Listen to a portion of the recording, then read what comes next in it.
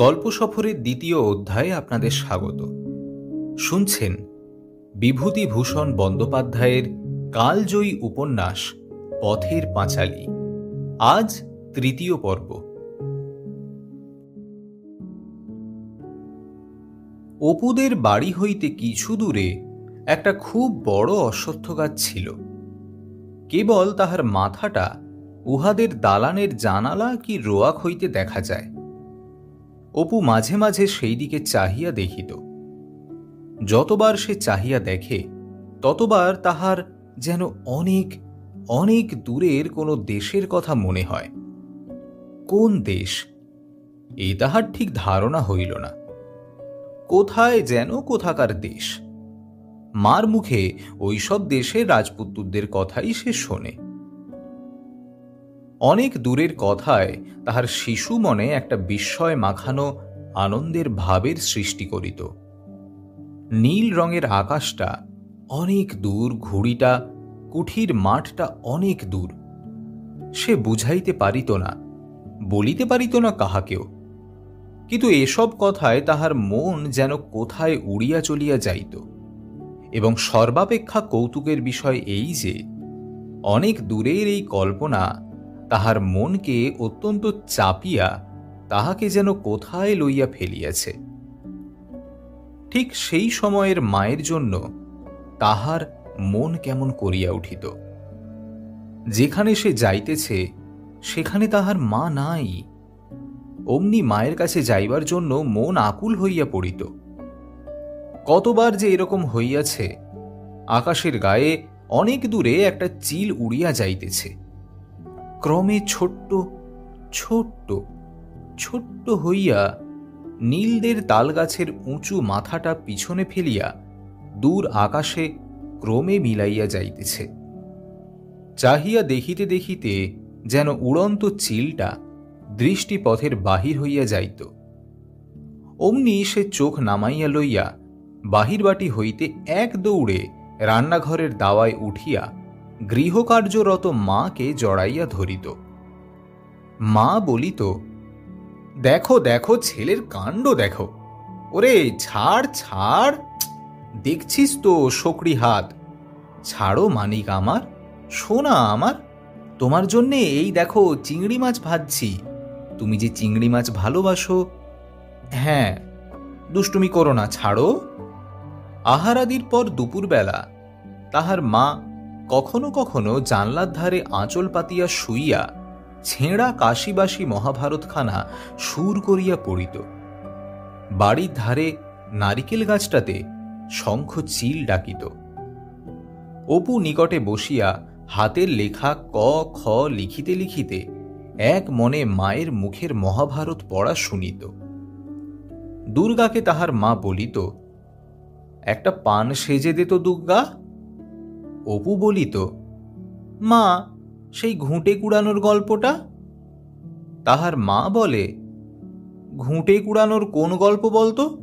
ও সেই হরিহরের, সে তো অন্নদামঙ্গলে আছে, এতে তো নেই।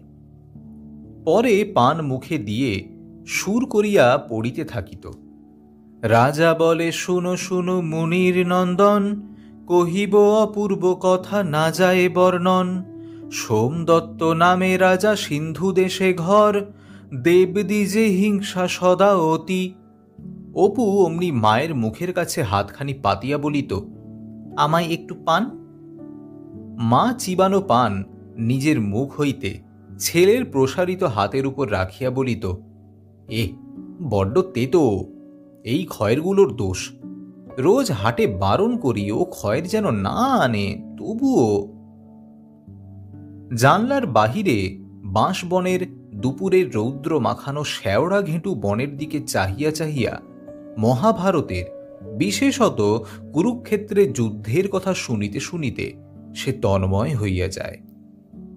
মহাভারতের সমস্ত চরিত্রের মধ্যে কর্ণের চরিত্র বড় ভালো লাগে তাহার কাছে। ইহার কারণ কর্ণের উপর তাহার কেমন একটা মমতা হয়।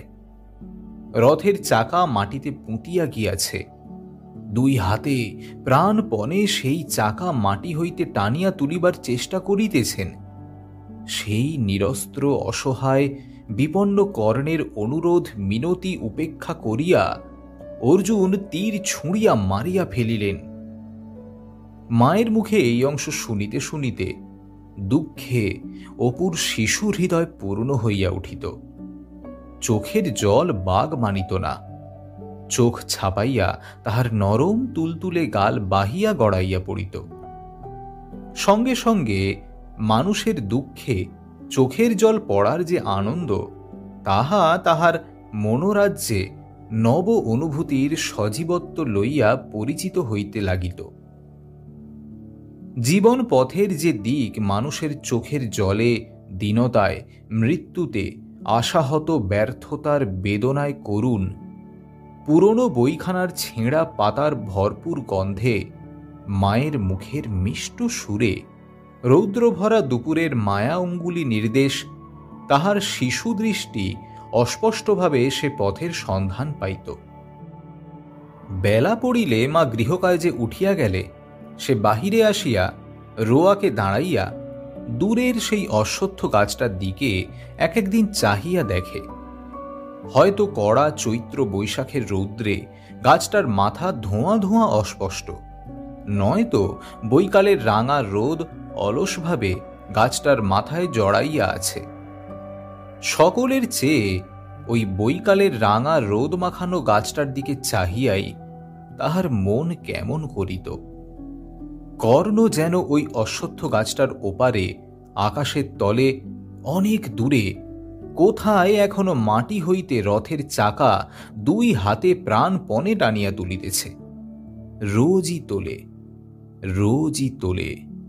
মহাবীর, কিন্তু চিরদিনের কৃপার পাত্র কর্ণ। বিজয়ী বীর অর্জুন নহে, যে রাজ্য পাইল, মান পাইল, রথের উপর হইতে বাণ ছুঁড়িয়া বিপন্ন শত্রুকে নাশ করিল।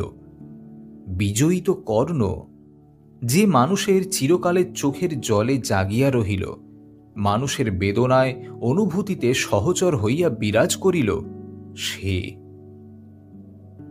এক একদিন মহাভারতের যুদ্ধের কাহিনী শুনিতে শুনিতে তাহার মনে হয় যুদ্ধ জিনিসটা মহাভারতে বড় কম লেখা আছে। ইহার অভাব পূর্ণ করিবার জন্য এবং আশ মিটাইয়া যুদ্ধ জিনিসটা উপভোগ করিবার জন্য সে এক উপায় বাহির করিয়াছে। একটা বাখারি কিংবা হালকা কোনো গাছের ডালকে অস্ত্রস্বরূপ কাছে লইয়া সে বাড়ির পিছনে বাঁশ বাগানের পথে অথবা বাহিরের উঠানে ঘুরিয়া বেড়ায় ও আপন মনে বলে, তারপর দ্রোণ তো একেবারে 10 বাণ ছুঁড়লেন। অর্জুন করলেন কি, একেবারে 200টা বাণ দিলেন মেরে। তারপর সে কি যুদ্ধ! বাণের চোটে চারিদিক অন্ধকার হয়ে গেল। এখানে সে মনে মনে যতগুলি বাণ হইলে তাহার আশা মিটে তাহারই কল্পনা করে, যদিও তাহার কল্পনায় মার মুখে কাশিবাসী মহাভারতে বর্ণিত যুদ্ধের প্রণালী সম্বন্ধে যাহা শোনা আছে তাহা অতিক্রম করে না। তারপর তো অর্জুন করলেন কি, ঢাল তরোয়াল নিয়ে রথ থেকে লাফিয়ে পড়লেন। পরে এই যুদ্ধ। দুর্যোধন এলেন, ভীম এলেন, বানে বানে আকাশ অন্ধকার করে ফেলেছে, আর কিছু দেখা গেল না।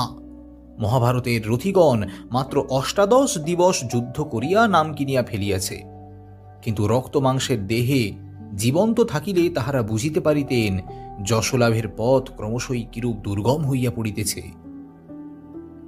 বালকের আকাঙ্ক্ষা নিবৃত্তি করিতে তাহারা মাসের পর মাস সমানভাবে অস্ত্রচালনা করিতে পারিতেন কি? গ্রীষ্মকালের দিনটা, বৈশাখের মাঝামাঝি। নীলমণি রায়ের ভিটার দিকে জঙ্গলের ধারে সেদিন দুপুরের কিছু পূর্বে দ্রোণগুরু বড় বিপদে পড়িয়াছিলেন। কপিধ্বজ রথ একেবারে তাহার ঘাড়ের ওপরে। গান্ডীব ধনু হইতে ব্রহ্মাস্ত্র মুক্ত হইবার বিলম্ব চক্ষের পলক মাত্র। কুরু সৈন্য দলে হাহাকার উঠিয়াছে। এমন সময় শ্যাওড়া বনের ওদিক থেকে হঠাৎ কে কৌতুকের কণ্ঠে জিজ্ঞাসা করিল, ও কিরে অপু? অপু চমকাইয়া উঠিয়া আকর্ণ টানা জ্যাকে হঠাৎ ছাড়িয়া দিয়া চাহিয়া দেখিল তাহার দিদি জঙ্গলের মধ্যে দাঁড়াইয়া তাহার দিকে চাহিয়া খিলখিল করিয়া হাসিতেছে। অপু চাহিতেই বলিল, হ্যাঁ রে পাগলা, আপন মনে কি বকছিস বিড়বিড় করে আর হাত পা নাড়ছিস? পরে সে ছুটিয়া আসিয়া সস্নেহে ভাইয়ের কচি গালে চুমু খাইয়া বলিল, পাগল, কোথাকার একটা পাগল, কি বকছিলি রে আপন মনে? অপু লজ্জিত মুখে বারবার বলিতে লাগিল, যা বকছিলাম বুঝি, আচ্ছা যা। অবশেষে দুর্গা হাসি থামাইয়া বলিল, আয় আমার সঙ্গে। পরে সে অপুর হাত ধরিয়া বনের মধ্যে লইয়া চলিল। খানিক দূর গিয়া হাসি মুখে আঙুল দেখাইয়া বলিল, দেখেছিস কত নোনা পেকেছে, এখন কি করে পারা যায় বল দিকি? অপু বলিল, অনেক রে দিদি, একটা কঞ্চি নিয়ে পারা যায় না? দুর্গা বলিল, তুই এক কাজ কর, ছুটে গিয়ে বাড়ির মধ্যে থেকে আঁকশিটা নিয়ে আয় দেখি, আঁকশি দিয়ে টান দিলে পড়ে যাবে দেখিস এখন। অপু বলিল, তুই এখানে দাঁড়া দিদি, আমি আনছি এক্ষুনি। অপু আঁকশি আনিলে দুজনে মিলিয়া বহু চেষ্টা করিয়াও 4-5টার বেশি ফল পাড়িতে পারিল না। খুব উঁচু গাছ, সর্বোচ্চ ডালে যে ফল আছে তাহা দুর্গা আঁকশি দিয়াও নাগাল পাইল না। পরে সে বলিল, চল আজ এইগুলো নিয়ে যাই, নাইবার বেলায় মাকে সঙ্গে আনব, মার হাতের নাগাল ঠিক পাবে। দে নোনাগুলো আমায় দে, তুই আঁকশিটা নে। নোলক পড়বি? একটা নিচু ঝোপের মাথায় ওড়কলবি লতায় সাদা সাদা ফুলের কুঁড়ি। দুর্গা হাতের ফলগুলো নামাইয়া নিকটের ফুলের কুঁড়ি ছিঁড়িতে লাগিল। বলিল, এদিকে সরে আয়, নোলক পরিয়ে দি। তাহার দিদি ওড়কলবি ফুলের নোলক পরিতে ভালোবাসে। বন জঙ্গল সন্ধান করিয়া সে প্রায়ই খুঁজিয়া আনিয়া নিজে পরে ও ইতিপূর্বে কয়েকবার অপুকেও পরাইয়াছে। অপু কিন্তু মনে মনে নোলক পরা পছন্দ করে না। তাহার ইচ্ছা হইল, বলে নোলক তাহার দরকার নাই। তবে দিদির ভয়ে সে কিছুই বলিল না। দিদিকে চটাইবার ইচ্ছা তাহার আদৌ নাই, কারণ দিদি বন জঙ্গল ঘুরিয়া কুলটা, জামটা, নোনাটা, আমড়াটা সংগ্রহ করিয়া তাহাকে লুকাইয়া খাওয়ায়। এমন সব জিনিস জুটাইয়া আনে যাহা হয়তো কুপথ্য হিসাবে উহাদের খাইতে নিষেধ আছে। কাজেই অন্যায় হইলেও দিদির কথা না শোনা তাহার সাহসে কুলায় না। একটা কুঁড়ি ভাঙিয়া সাদা জলের মতো যে আঠা বাহির হইল, তাহার সাহায্যে দুর্গা অপুর নাকে কুঁড়িটি আঁটিয়া দিল। পরে নিজেও একটা পরিল। তারপর ভাইয়ের চিবুকে হাত দিয়া নিজের দিকে ভালো করিয়া ফিরাইয়া বলিল, দেখি কেমন দেখাচ্ছে। বাহ, বেশ হয়েছে, চল মাকে দেখাই গিয়ে। অপু লজ্জিত মুখে বলিল, না দিদি, চল না, খুলে ফেলিস না যেন, বেশ হয়েছে। বাড়ি আসিয়া দুর্গা নোনা ফলগুলি রান্নাঘরের দাওয়ায় নামাইয়া রাখিল। সর্বজয়া রাঁধিতেছিল। দেখিয়া খুব খুশি হইয়া বলিল, কোথায় পেলি রে? দুর্গা বলিল, ওই লিচু জঙ্গলে, অনেক আছে, কাল গিয়ে তুমি পারবে মা? এমন পাকা, একেবারে সিঁদুরের মতো রাঙা। সে আড়াল ছাড়িয়া দাঁড়াইয়া বলিল, দেখো মা। অপু নোলক পরিয়া দিদির পিছনে দাঁড়াইয়া আছে। সর্বজয়া হাসিয়া বলিল, ও মা, ও আবার কে রে? কে চিনতে তো পারছি নে। অপু লজ্জায় তাড়াতাড়ি নাকের ডগা হইতে ফুলের কুঁড়ি খুলিয়া ফেলিল। বলিল, ওই দিদি পরিয়ে দিয়েছে।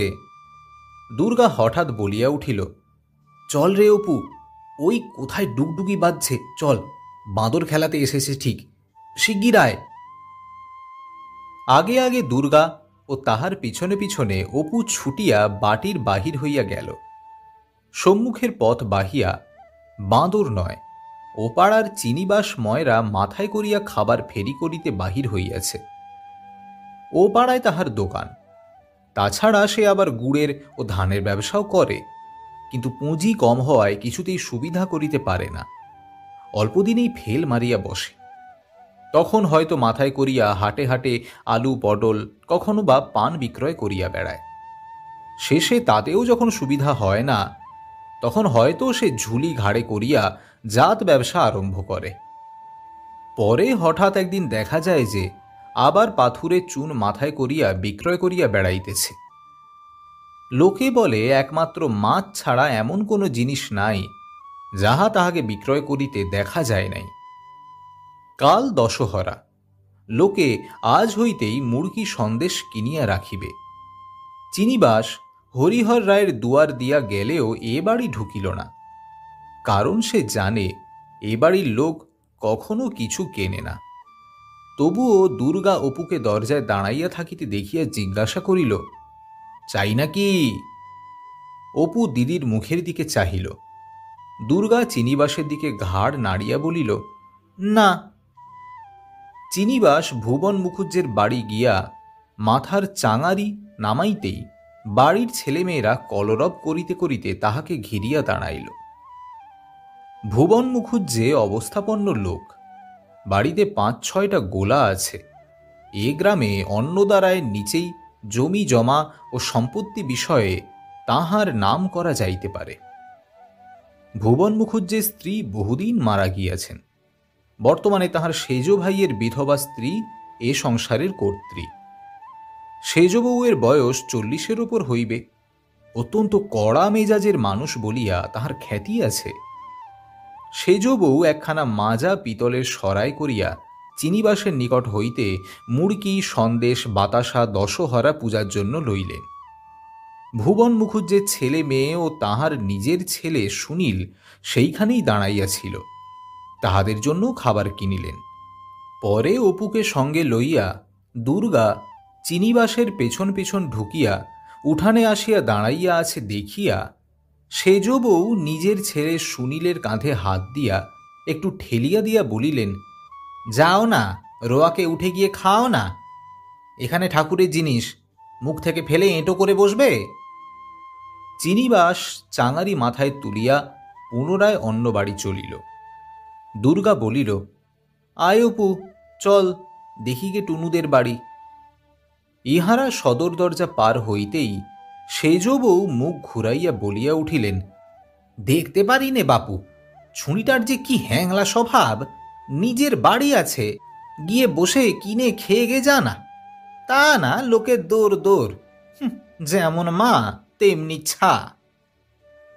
ইহাদের বাটির বাহির হইয়া দুর্গা ভাইকে আশ্বাস দিবার সুরে বলিল, চিনিবাসের ভারী তো খাবার, বাবার কাছ থেকে দেখিস রথের সময় 4টে পয়সা নেব, তুই দুটো আমি দুটো, তুই আর আমি দুজনে মুড়কি কিনে খাবো। খানিকটা পরে ভাবিয়া ভাবিয়া অপু জিজ্ঞাসা করিল, রথের আর কতদিন আছে রে দিদি? কয়েক মাস কাটিয়া গিয়াছে। সর্বজয়া ভুবন মুখুজ্জের বাড়ির কুয়া হইতে জল তুলিয়া আনিল। পিছনে পিছনে অপু মায়ের আঁচল মুঠা পাকাইয়া ধরিয়া ও বাড়ি হইতে আসিল। সর্বজয়া ঘড়া নামাইয়া রাখিয়া বলিল, তা তুই পেছনে পেছনে অমন করে ঘুরতে লাগলি কেন বল দেখি? ঘরকন্যার কাজকর্ম সারব তবে তো ঘাটে যাব, কাজ করতে দিবি না না? অপু বলিল, তা হোক, কাজ তুমি ও বেলা করো, এখন মা তুমি যাও ঘাটে। পরে মায়ের সহানুভূতি আকর্ষণের আশায় অতীব করুণ স্বরে বলিল, আচ্ছা আমার খিদে কি পায় না? আজ সারাদিন যে খাইনি। খাওনি তো করব কি? রোদ্দুরে বেরিয়ে বেরিয়ে জ্বর বাঁধিয়ে বসবে বললে কথা কানে নাও নাকি তোমরা? ছিষ্টির কাজ করব তবে তো ঘাটে যাব, বসে তো নেই। যা, ওরকম দুষ্টুমি করিস নে, তোমাদের ফরমাস মতো কাজ করবার সাধ্যই আমার নেই, যা। অপু মায়ের আঁচল আরো জোর করিয়া মুঠা পাকাইয়া ধরিয়া বলিল, কখনো তোমায় কাজ করতে দেব না আমি, রোজই তো কাজ করো, একদিন বুঝি বাদ যাবে না? এক্ষুনি ঘাটে যাও। না, আমি শুনব না। করো, দিদি কেমন কাজ করবে? সর্বজয়া পুত্রের দিকে চাহিয়া বলিল, ওরকম দুষ্টুমি করে না, ছি। এই হয়ে গেল বলে, আর একটুখানি সবুর করো। ঘাটে যাব আর ছুটে এসে তোমার ভাত চড়িয়ে দেবো। দুষ্টুমি করে কি? ছাড় আঁচল। কখানা পলতার বড়া ভাজা খাবি বল দেখি? ঘণ্টাখানেক পর অপু মহা উৎসাহের সহিত খাইতে বসিল। গ্লাস তুলিয়া সে ঢকঢক করিয়া অর্ধেকখানি খালি করিয়া ফেলিয়া পরে আরও 2-1 গ্রাস খাইয়া কিছু ভাত পাতের নিচে ছড়াইয়া বাকি জলটুকু শেষ করিয়া হাত তুলিয়া বসিল। কই খাচ্ছিস কই? এতক্ষণ তো ভাত ভাত করে হাঁপাচ্ছিলি। পলতার বড়া, পলতার বড়া, ওই তো সবই ফেলে রাখলি। খেলি কি তবে? সর্বজয়া এক বাটি দুধ ভাত মাখিয়া পুত্রকে খাওয়াইতে বসিল। দেখি হাঁ কর, তোমার কপালখানা মন্ডা না মেঠাই না, দুটো ভাত আর ভাত। তা ছেলের দশা দেখলে হয়ে আসে, রোদ ভাত খেতে বসে মুখ কাঁচুমাচু। বাঁচবে কি খেয়ে? বাঁচতে কি এসেছো? আমায় জ্বালাতে এসেছো বই তো নয়। ওরকম মুখ করিও না, ছি। হাঁ করো লক্ষ্মী, দেখি দেখি এই দলাটা হলেই হয়ে গেল। আবার ও বেলা টুনুদের বাড়িতে মনসার ভাসান হবে, তুই জানিস নে বুঝি? শিগগির শিগগির খেয়ে নিয়ে চলো, আমরা সব। দুর্গা বাড়ি ঢুকিল। কোথা হইতে ঘুরিয়া আসিতেছে, এক পা ধুলা, কপালের সামনে এক গোছা চুল সোজা হইয়া প্রায় 4 আঙুল উঁচু হইয়া আছে। সে সব সময় আপন মনে ঘুরিতেছে। পাড়ায় সমবয়সী ছেলে মেয়েদের সঙ্গে তার বড় একটা খেলাধুলা নাই। কোথায় কোন ঝোপে বইঁচি পাকিল, কাদের বাগানে কোন গাছটায় আমের গুটি বাঁধিয়াছে, কোন বাঁশতলায় শেয়াকুল খাইতে মিষ্ট, এইসব তাহার নখদর্পণে। পথ চলিতে চলিতে সে সর্বদা পথের দুই পাশে সতর্ক দৃষ্টিতে চাহিয়া দেখিতে দেখিতে চলিয়াছে, কোথাও কাঁচা পোকা বসিয়া আছে কিনা। যদি কোথাও কণ্টিহারি গাছের পাকা ফল দেখিতে পায়, তৎক্ষণাৎ খেলাঘরের বেগুন করিবার জন্য তাহা তুলিতে বসিয়া যাইবে।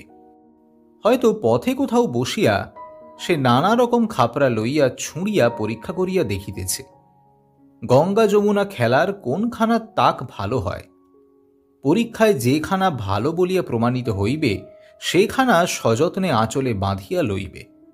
সর্বদাই সে পুতুলের বাক্স ও খেলাঘরের সরঞ্জাম লইয়া মহা ব্যস্ত। সে ঢুকিয়া অপরাধীর দৃষ্টিতে মায়ের দিকে চাহিল। সর্বজয়া বলিল, এলে, এসো, ভাত তৈরি, খেয়ে আমায় উদ্ধার করো, তারপর আবার কোন দিকে বেরুতে হবে বেরো। বৈশাখ মাসের দিন সকলের মেয়ে দেখোগে যাও সেঁজুতি করছে, শিব পুজো করছে, আর অত বড় ধাড়ি মেয়ে দিনরাত কেবল টো টো। সেই সকাল হতে না হতে বেরিয়েছে, আর এই এখন বেলা দুপুরে ঘুরে গিয়েছে, এখন এলো বাড়ি। মাথাটা ছিঁড়ি দেখো না, না একটু তেল দেওয়া, না একটু চিরুনি ছোঁয়ানো। কে বলবে বামুনের মেয়ে? ঠিক যেন দুলে কি বাগদির কেউ। বিয়েও হবে ওই দুলে বাগদিদের বাড়িতেই। আঁচলে ওগুলো কি ধন্দৌলত বাঁধা? খোল।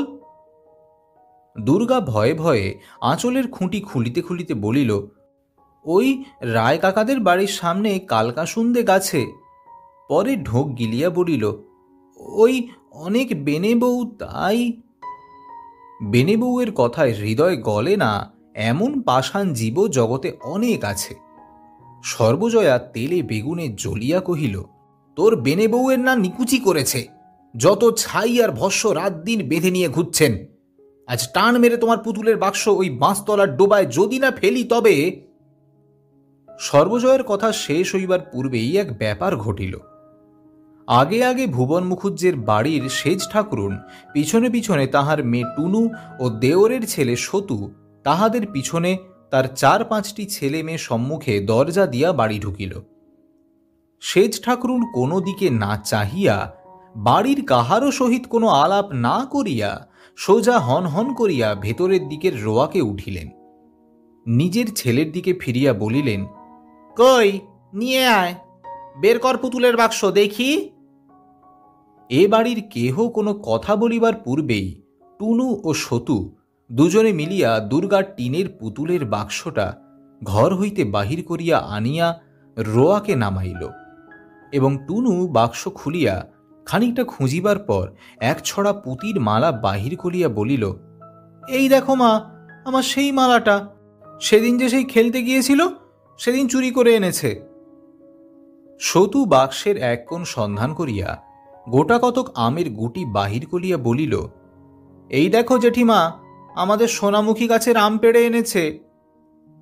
ব্যাপারটা এত হঠাৎ হইয়া গেল, বা ইহাদের গতিবিধি এ বাড়ির সকলের কাছেই এত রহস্যময় মনে হইল যে এতক্ষণ কাহারও মুখ দিয়া কোনো কথা বাহির হয় নাই। এতক্ষণ পরে সর্বজয়া কথা খুঁজিয়া পাইয়া বলিল, কি কি খুড়িমা, কি হয়েছে? পরে সে রান্নাঘরের দাওয়া হইতে ব্যগ্রভাবে উঠিয়া আসিল। এই দেখো না কি হয়েছে, কীর্তিখানা দেখো না একবার। তোমার মেয়ে সেদিন খেলতে গিয়ে টুনুর পুতুলের বাক্স থেকে এই পুঁতির মালা চুরি করে নিয়ে এসেছে। মেয়ে কদিন থেকে খুঁজে খুঁজে হয়রান। তারপর সতু গিয়ে বলল যে তোর পুঁতির মালা দুগ্গা দিদির বাক্সের মধ্যে দেখে এলাম। দেখো একবার কাণ্ড, তোমার ও মেয়ে কম নাকি? চোর, চোরের বেহদ্দ চোর।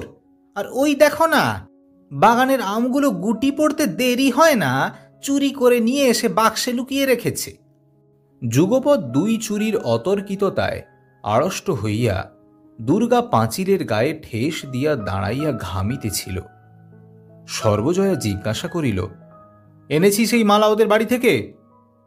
দুর্গা কথার উত্তর দিতে না দিতে সেজবউ বলিলেন, না আনলে কি আর মিথ্যে করে বলছি নাকি? বলি ওই আম কটা দেখো না, সোনামুখীর আম, চেনো নাকি? এও কি মিথ্যে কথা?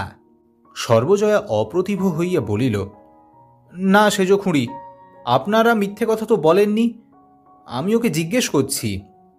সেজ ঠাকরুন হাত নাড়িয়া ঝাঁঝের সহিত বলিল, জিজ্ঞেস করো আর যা করো বাপু, ও মেয়ে সোজা মেয়ে হবে না, আমি বলে দিচ্ছি। এই বয়সে যখন চুরি বিদ্যে ধরেছে, তখন এরপর যা হবে সে তো টেরই পাচ্ছি। চল রে সৎ, নে আমের গুটিগুলো বেঁধে নে। বাগানের আমগুলো লক্ষ্মী ছাড়া ছুঁড়ির জ্বালায় যদি চোখে দেখবার জো আছে। টুনু, মালা নিয়েছিস তো? সর্বজয়ার কি জানি কেমন একটু রাগ হইল। ঝগড়াতে সে কিছু পিছু হটিবার পাত্র নয়। বলিল, পুঁতির মালার কথা জানি নে সেজ খুঁড়ি, কিন্তু আমের গুটিগুলো সেগুলো পেড়েছে কি তলা থেকে কুড়িয়ে এনেছে, তার গায়ে তো নাম লেখা নেই সেজ খুঁড়ি। আর ছেলে মানুষ যদি ধরো এনেই থাকে। সেজ ঠাকুরুন অগ্নিমূর্তি হইয়া বলিলেন, বলি কথাগুলো তো বেশ কেটে কেটে বলছ। বলি আমের গুটিতে নাম লেখা না হয় নেই, তোমাদের কোন বাগান থেকে এগুলো এনেছে তা বলতে পারো? বলি টাকাগুলোতেও তো নাম লেখা ছিল না, তা তো হাত পেতে দিতে পেরেছিলে। আজ 1 বছরের ওপর হয়ে গেল, আজ দেব কাল দেব, আসবো, এখন ও বেলা টাকা দিয়ে দিও। ও আমি আর রাখতে পারবো না, টাকার জোগাড় করে রেখো বলে দিচ্ছি। দলবল সহ সেজ ঠাকুরুন দরজার বাহির হইয়া গেলেন।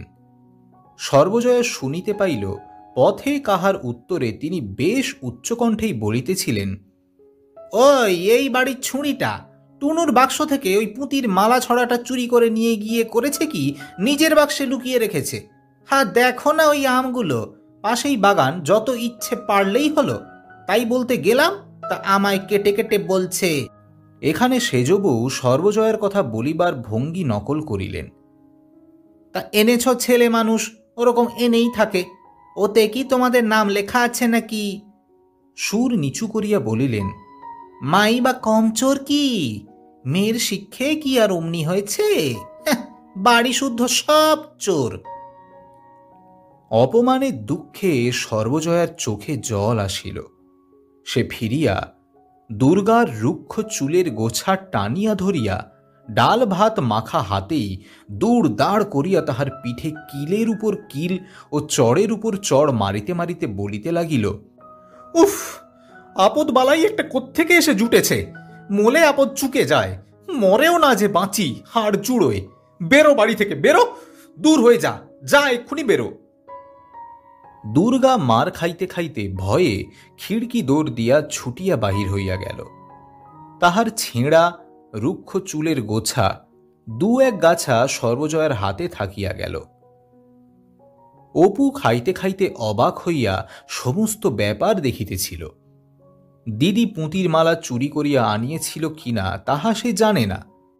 পুঁতির মালাটা সে ইহার আগে কোনোদিন দেখে নাই, কিন্তু আমের গুটি যে চুরির জিনিস নহে তাহা সে নিজেও জানে। কাল বৈকালে দিদি তাহাকে সঙ্গে করিয়া টুনুদের বাগানে আম কুড়াইতে গিয়াছিল এবং সোনামুখীর তলায় আম কটা পড়িয়াছিল, দিদি কুড়াইয়া লইল। সে জানে কাল হইতে অনেকবার দিদি বলিয়াছে, অপু, এবার ওই আমের গুটিগুলো জারাবো, কেমন তো? কিন্তু মা অসুবিধাজনকভাবে বাড়ি উপস্থিত থাকার দরুন উক্ত প্রস্তাব আর কার্যে পরিণত করা সম্ভব হয় নাই। দিদির অত্যন্ত আশার জিনিস আমগুলো এভাবে চলিয়া গেল। তাহার উপর আবার দিদি এরূপভাবে মারও খাইল। দিদির চুল ছিঁড়িয়া দেওয়ায় মায়ের উপর তাহার অত্যন্ত রাগ হইল। যখন তাহার দিদির সামনের রুক্ষ চুলের এক গোছা খাড়া হইয়া বাতাসে উড়ে, তখনই কি জানি কেন দিদির ওপরে অত্যন্ত মমতা হয়। কেমন যেন মনে হয় দিদির কেহ কোথাও নাই, সে যেন একা কোথা হইতে আসিয়াছে, উহার সাথী কেহ এখানে নাই। কেবলই মনে হয় কেমন করিয়া সে দিদির সকল দুঃখ ঘুচাইয়া দিবে, সকল অভাব পূরণ করিয়া তুলিবে, তাহার দিদিকে সে এতটুকু কষ্টে পড়িতে দিবে না। খাওয়ার পরে অপু মায়ের ভয়ে ঘরের মধ্যে বসিয়া পড়িতে লাগিল, কিন্তু তাহার মন থাকিয়া থাকিয়া কেবলই বাহিরে ছুটিয়া যাইতেছিল। বেলা একটু পড়িলে সে টুনুদের বাড়ি, পটলিদের বাড়ি, ন্যাড়াদের বাড়ি, একে একে সকল বাড়ি খুঁজিল, কিন্তু দিদি কোথাও নাই। রাজকৃষ্ণ পালিতের স্ত্রী ঘাট হইতে জল লইয়া আসিতেছিলেন, তাহাকে জিজ্ঞাসা করিল, জেঠিমা, আমার দিদিকে দেখেছ? সে আজ ভাত খায়নি, কিচ্ছু খায়নি। মা তাকে আজ বড্ড মেরেছে, মার খেয়ে কোথায় পালিয়েছে। বাড়ির পাশের পথ দিয়া যাইতে যাইতে ভাবিল, বাঁশ বাগানে সে যদি বসিয়া থাকে। সেদিকে গিয়া সমস্ত খুঁজিয়া দেখিল। সে খিড়কি দরজা দিয়া বাড়ি ঢুকিয়া দেখিল বাড়িতে কেহ নাই। তাহার মা বোধ হয় ঘাটে কি অন্য কোথাও গিয়াছে। বাড়িতে বৈকালের ছায়া পড়িয়া আসিয়াছে। সম্মুখের দরজার কাছে যে বাঁশ ঝাড় ঝুঁকিয়া পড়িয়াছে, তাহার এক গাছা ঝুলিয়া পড়া শুকনো কঞ্চিতে তাহার পরিচিত সেই লেজঝোলা হলদে পাখিটা আসিয়া বসিয়াছে।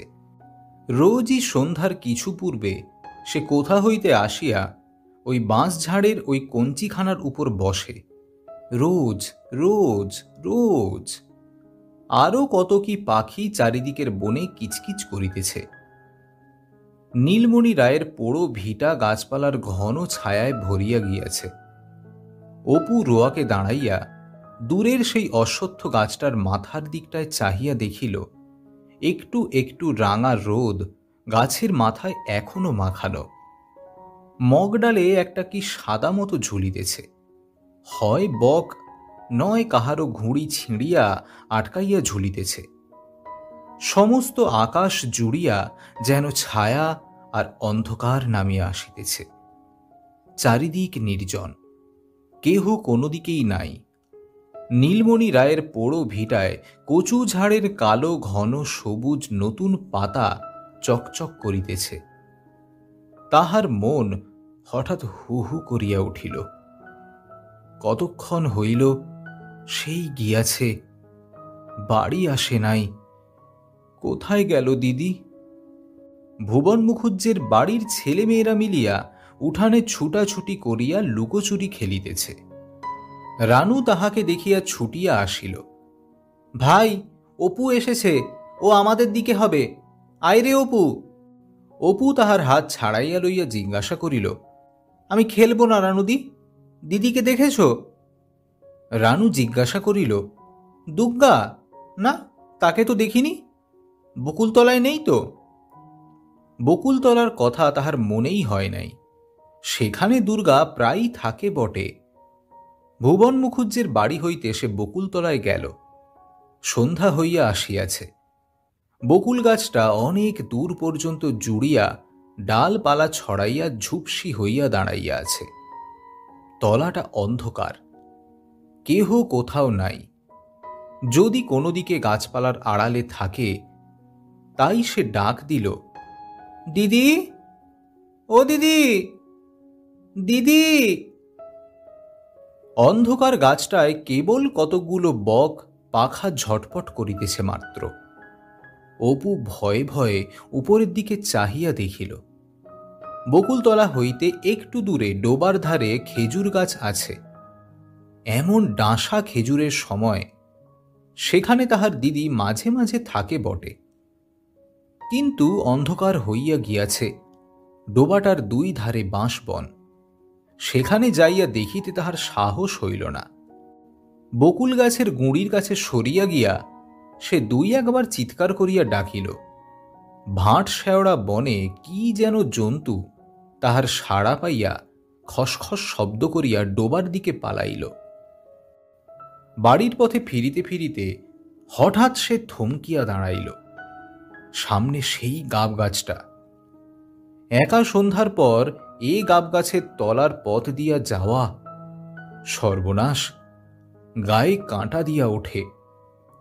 কেন যে তাহার এই গাছটার নিচে দিয়া যাইতে ভয় করে তাহা সে জানে না। কোনো কারণ নাই, এমনি ভয় করে, এবং কারণ কিছু নাই বলিয়া ভয় অত্যন্ত বেশি করে। এত দেরি পর্যন্ত সে কোনোদিন বাড়ির বাইরে থাকে নাই। আজ তাহার সে খেয়াল হইল না। মন ব্যস্ত ও অন্যমনস্ক না থাকিলে সে কখনোই এ পথে আসিত না। অপু খানিকক্ষণ অন্ধকার গাবতলাটার দিকে চাহিয়া দাঁড়াইয়া থাকিয়া ফিরিল। তাহাদের বাড়ি যাইবার আর একটা পথ আছে।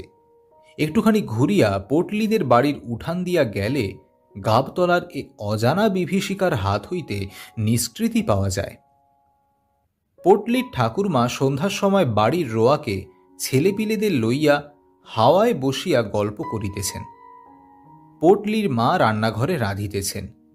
উঠানের মাচাতলায় বিধু জেলেনি দাঁড়াইয়া মাছ বিক্রয়ের পয়সা তাগাদা করিতেছে।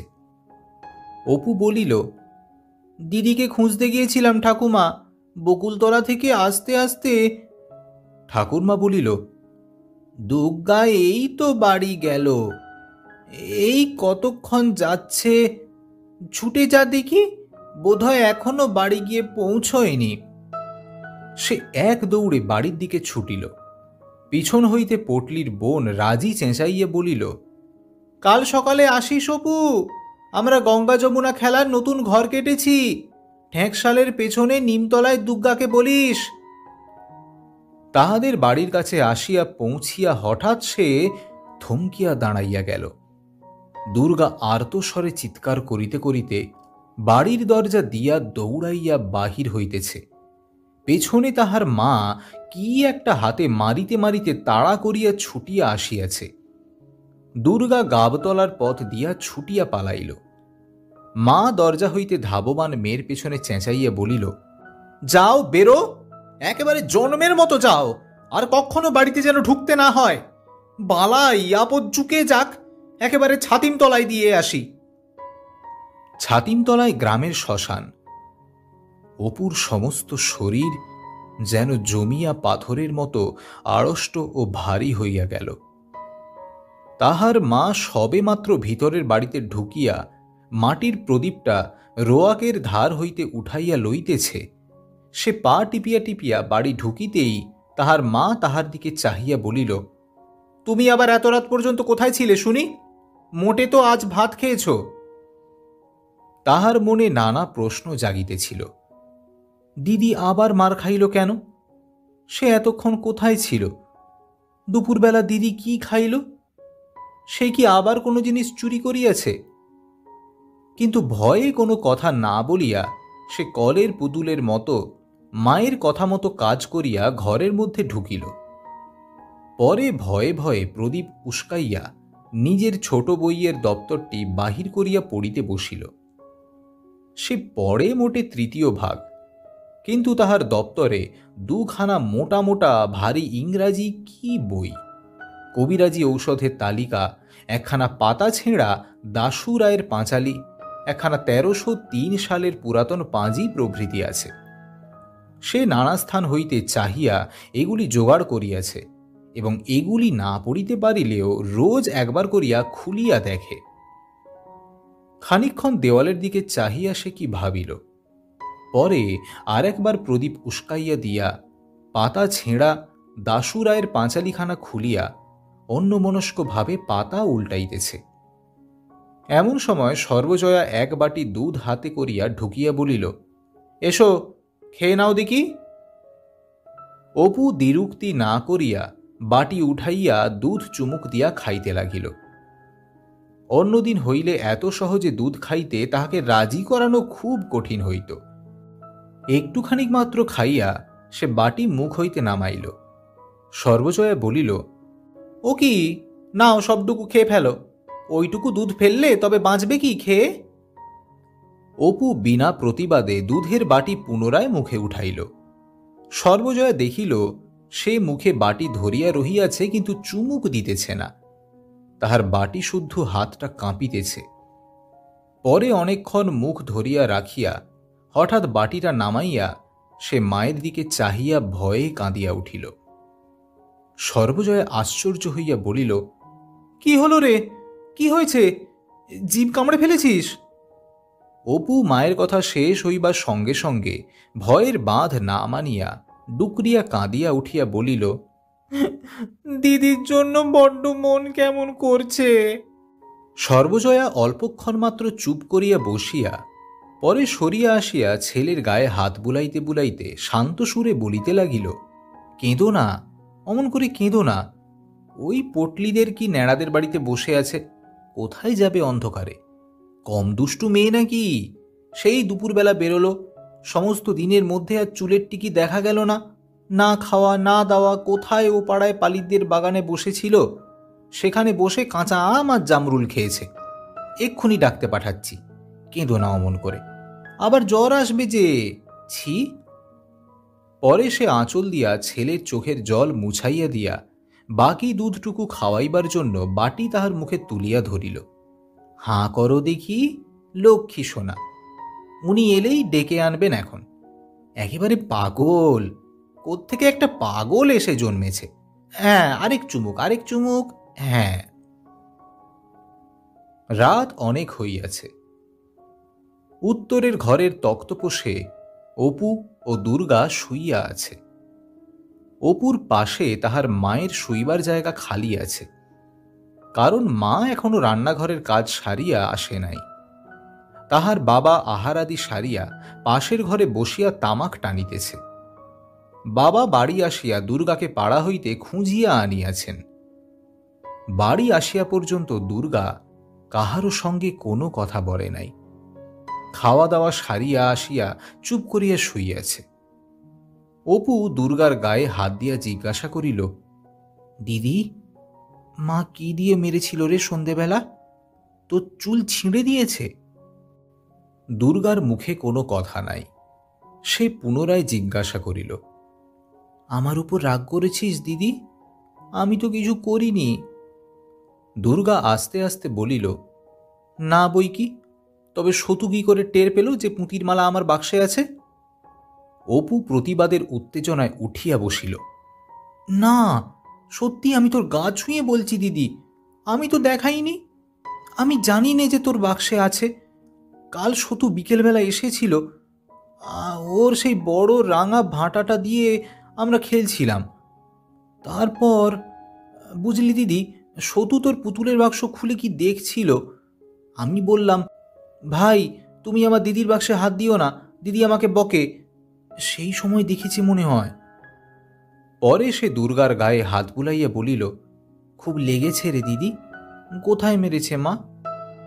দুর্গা বলিল, আমার কানের পাশে মা একটা বাড়ি যা মেরেছে, রক্ত বেরিয়েছিল, এখনো কনকন করছে। এইখানে, ওই দেখ হাত দিয়ে, ওই যে এইখানে। তাই তোরে কেটে গিয়েছে যে। একটু পিদিমের তেল লাগিয়ে দেবো দিদি? থাকবে, কাল পালিতদের বাগানে বিকেলবেলা যাব, বুঝলি? কামরাঙা যা পেকেছে, এই এত বড় বড়। কাউকে যেন বলিস নে, তুই আর আমি চুপি চুপি যাব। আমি আজ দুপুরবেলা দুটো পেড়ে খেয়েছি, মিষ্টি যেন গুড়। এদিনের ব্যাপারটা এই রূপে ঘটিল। অপু বাবার আদেশে তালপাতায় 7খানা ক খ হাতের লেখা শেষ করিয়া কি করা যায় ভাবিতে ভাবিতে বাড়ির মধ্যে দিদিকে খুঁজিতে গেল। দুর্গা মায়ের ভয়ে সকালে নাহিয়া আসিয়া ভিতরের উঠানে পেঁপে তলায় পুণ্যি পুকুরের ব্রত করিতেছে। উঠানে ছোট্ট চৌকোনা গর্ত কাটিয়া তাহার চারিধারে ছোলা মটর ছড়াইয়া দিয়াছিল। ভিজে মাটিতে সেগুলি অঙ্কুর বাহির হইয়াছে। চারিদিকে কলার ছোট বোগ পুঁতিয়া ধারে পুঁটুলি গোলার আলপনা দিতেছে। পদ্মলতা, পাখি, ধানের শীষ, নতুন ওঠা সূর্য। দুর্গা বলিল, দাঁড়া, এই মন্ত্রটা বলে নিয়ে চল, এক জায়গায় যাব। কোথায় রে দিদি? চল না, নিয়ে যাব এখন, দেখিস এখন। পরে আনুষঙ্গিক বিধি অনুষ্ঠান সাঙ্গ করিয়া সে এক নিঃশ্বাসে আবৃত্তি করিতে লাগিল। পুণ্যিপুকুর পুষ্পমালা কে পূজে রে দুপুরবেলা, আমি সতী লীলাবতী, ভাইয়ের বোন ভাগ্যবতী। অপু দাঁড়াইয়া শুনিতেছিল। বিদ্রুপের ভঙ্গিতে হাসিয়া বলিল, ই। দুর্গা ছড়া থামাইয়া ঈষৎ লজ্জা মিশানো হাসির সঙ্গে বলিল, এই, তুই ওরকম করছিস কেন? যা এখান থেকে, তোর এখানে কি, যা। অপু হাসিয়া চলিয়া গেল। যাইতে যাইতে আবৃত্তি করিতে লাগিল, আমি সতী লীলাবতী, ভাই বোন ভাগ্যবতী, ভাই বোন ভাগ্যবতী। দুর্গা বলিল, তোমার বড় ইয়ে হয়েছে না? মাকে বলে তোমার ভ্যাংচানো বার করব এখন। ব্রতানুষ্ঠান শেষ করিয়া দুর্গা বলিল, চল, গড়ের পুকুরে অনেক পানফল হইয়াছে, ভোঁদার মা বলছিল, চল নিয়ে আসি। গ্রামের একেবারে উত্তরাংশে চারিধারে বাঁশবন ও আগাছা এবং প্রাচীন আম কাঁঠালের বাগানের ভিতর দিয়া পথ। লোকালয় হইতে অনেক দূরে গভীর বন যেখানে শেষ হইয়াছে, সেখানে মাঠের ধারে মজা পুকুরটা। কোনো কালে গ্রামের আদিবাসিন্দা মজুমদারদের বাড়ির চতুর্দিকে যে গড়খাই ছিল, তাহার অন্য অংশ এখন ভরাট হইয়া গিয়াছে। কেবল এইখানটাতে 12 মাস জল থাকে। ইহারই নাম গড়ের পুকুর। মজুমদারদের বাড়ির কোনো চিহ্ন এখন নাই। সেখানে পৌঁছাইয়া তারা দেখিল, পুকুরে পানি ফল অনেক আছে বটে, কিন্তু কিনারার ধারে বিশেষ কিছু নাই, সবই জল হইতে দূরে। দুর্গা বলিল, অপু, একটা বাঁশের কঞ্চি দেখ তো খুঁজে, তাই দিয়ে টেনে আনব। পরে সে পুকুর ধারের ঝোপের শেওড়া গাছ হইতে পাকা শেওড়ার ফল তুলিয়া খাইতে লাগিল। অপু বনের মধ্যে কঞ্চি খুঁজিতে খুঁজিতে দেখিতে পাইয়া বলিল, ও দিদি, ও ফল খাসনি? দূর, আর শেওড়ার ফল কি কেউ খায় রে? ও তো পাখিতে খায়। দুর্গা পাকা ফল টিপিয়া বীজ বাহির করিতে করিতে বলিল, আয় দেখি, দেখ দেখি খেয়ে, মিষ্টি যেন গুড়। কে বলেছে খায় না? আমি তো কত খেয়েছি। অপু কঞ্চি কুড়োনো রাখিয়া দিদির কাছে আসিয়া বলিল, খেলে যে পাগল হয়, আমায় একটা দে দেখি দিদি। পরে সে খাইয়া মুখ একটু কাঁচুমাচু করিয়া বলিল, একটু একটু তেতো যে দিদি। তা একটু তেতো থাকবে না? তা থাক, কেমন মিষ্টি বল দেখি। কথা শেষ করিয়া দুর্গা খুব খুশির সহিত গোটা কতক পাকা ফল মুখের মধ্যে পুরিল।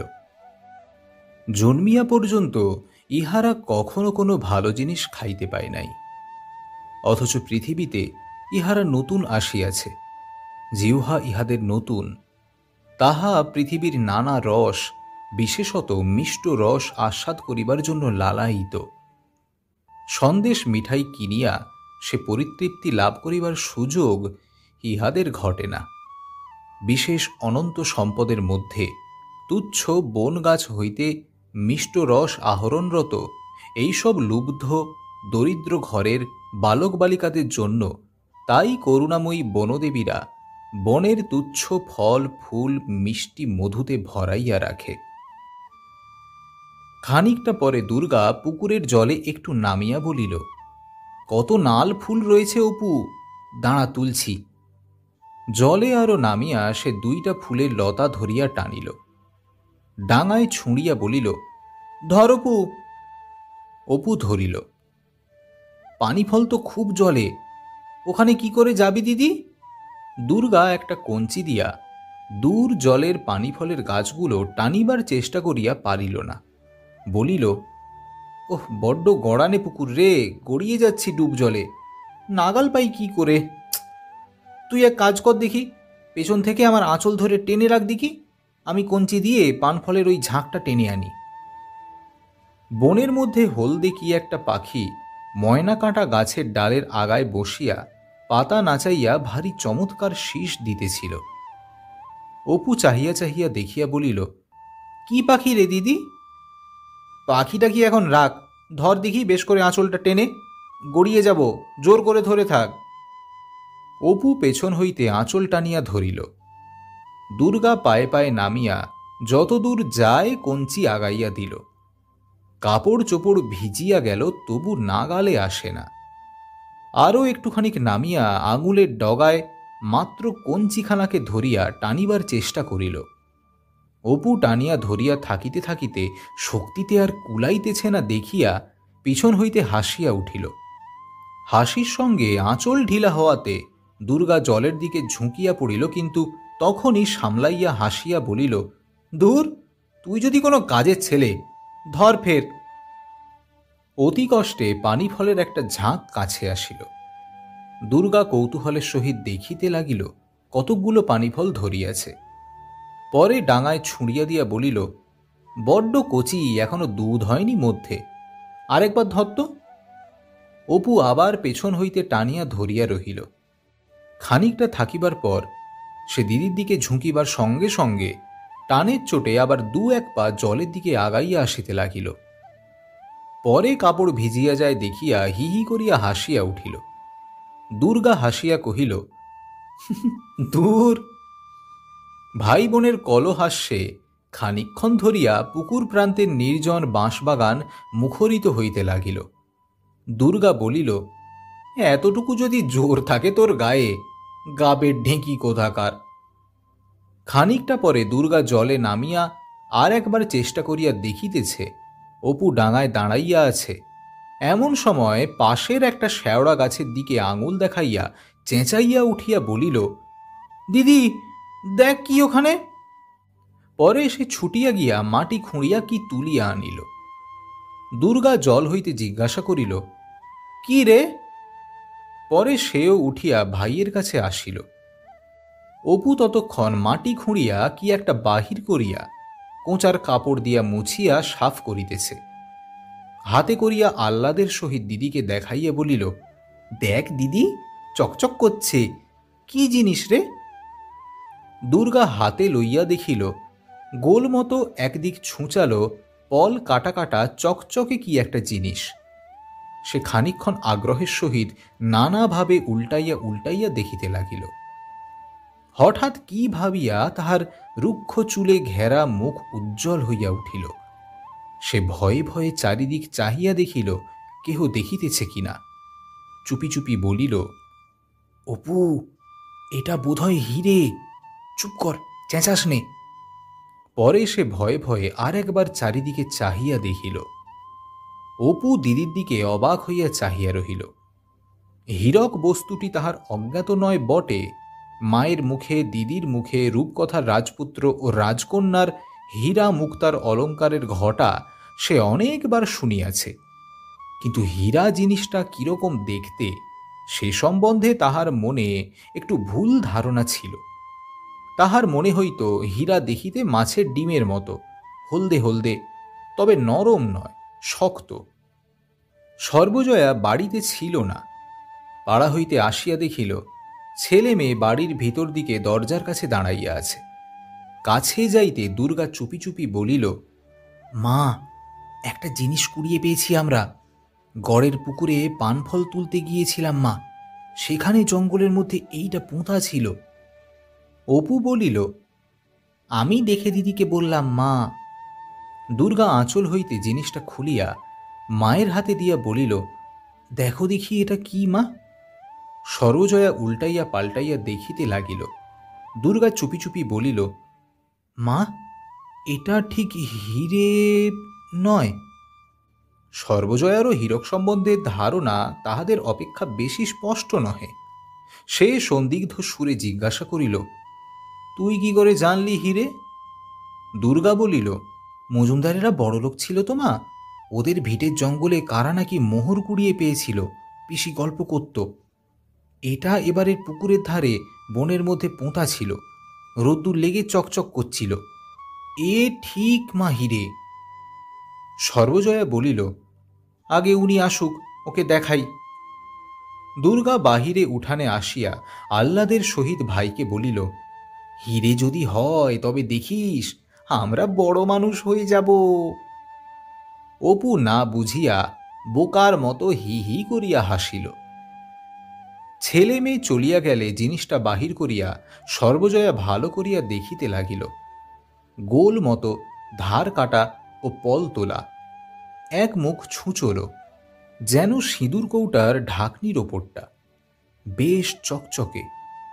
সর্বজয়ার মনে হইল যেন অনেক রকম রং সে ইহার মধ্যে দেখিতে পাইতেছে। তবে কাঁচ যে নয় ইহা ঠিক, এরকম ধরনের কাজ সে কখনো দেখিয়াছে বলিয়া তো মনে হয় না। হঠাৎ তাহার সমস্ত গা দিয়া যেন কিসের স্রোত বহিয়া গেল। তাহার মনের এক কোণে নানা সন্দেহের বাধা ঠেলিয়া একটা গাঢ় দুরাশা ভয়ে ভয়ে একটু উঁকি মারিল।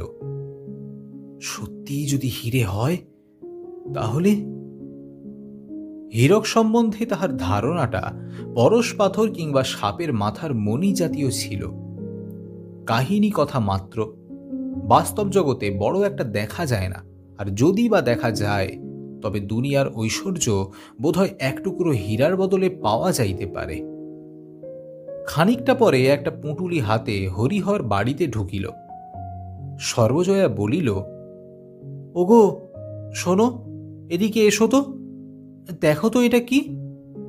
হরিহর হাতে লইয়া বলিল, কোথায় পেলে? দুগ্গা গড়ের পুকুরে পানফল তুলতে গিয়েছিল, কুড়িয়ে পেয়েছে। কি বলো দেখি। হরিহর খানিকটা উল্টাইয়া দেখিয়া বলিল, কাজ না হয় পাথর টাথর হবে, এতটুকু জিনিস ঠিক বুঝতে পারছি নে। সর্বজয়ের মনে একটুখানি ক্ষীণ আশার রেখা দেখা দিল। কাজ হইলে তাহার স্বামী কি চিনিতে পারিত না? পরে সে চুপি চুপি, যেন পাছে স্বামী বিরুদ্ধ যুক্তি দেখায় এই ভয়ে বলিল, হীরে নয় তো? দুগ্গা বলছিল মজুমদার বাড়ির গড়ে তো কত লোক কত কি কুড়িয়ে পেয়েছে, যদি হীরে হয়? হ্যাঁ, হীরে যদি পথে ঘাটে পাওয়া যেত তবে আর ভাবনা কি ছিল, তুমিও যেমন। তাহার মনে মনে ধারণা হইল ইহা কাজ।